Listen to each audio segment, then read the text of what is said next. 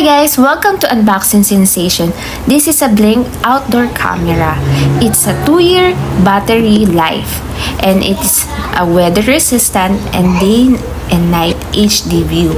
It's a two-way audio and there's also a motion. You can get this at Bestbuy and Amazon. One good thing of this camera, you can partner this with your Alexa. It's a one camera inside. It's a indoor and outdoor camera. And there's the blink. And there's the accessories. And the battery as well. And also the one you can put on the wall.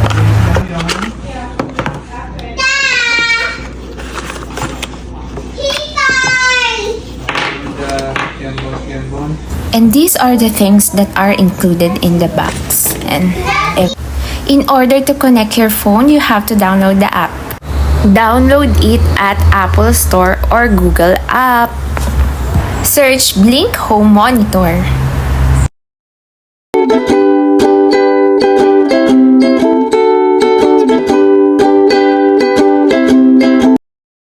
Enter your email and password.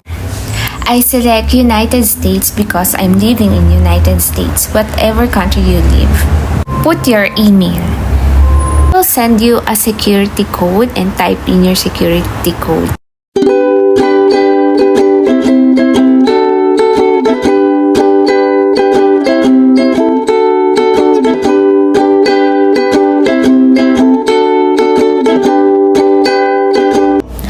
Then select Scenic module, then shot the QR code with your phone camera. Select Continue. Create a new system. Plug in your sync module and wait for the lights to display.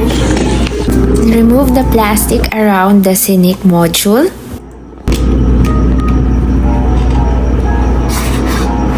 And charge it for a few minutes. The light turns to green. You connect your Blink Wi-Fi. Then select your Wi-Fi to connect your app as well to the Blink.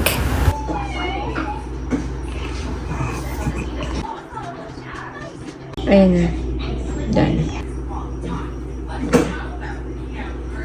Ito na, wireless camera na. Remove the rubber cover and also remove the plastic as well. Then screw it.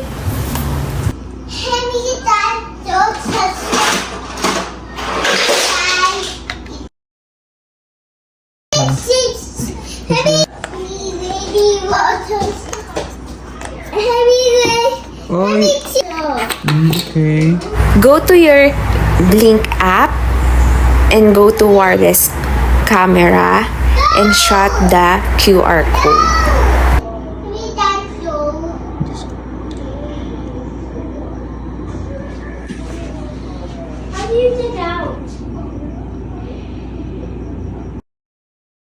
Then screw it again, the camera. Test first if your camera is working. If you can see it on your device. There you go, you can see it on your device, on your phone.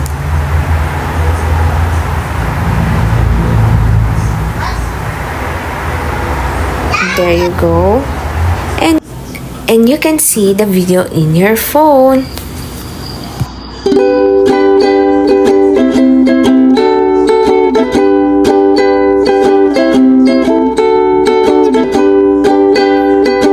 So this is the camera, it's outside.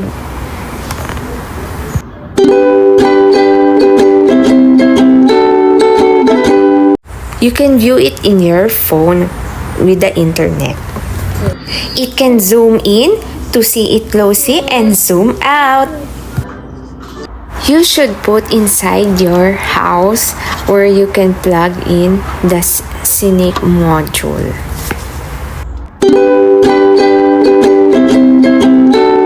Blink outdoor camera specs. Video, please give me a thumbs up and please like and share and subscribe.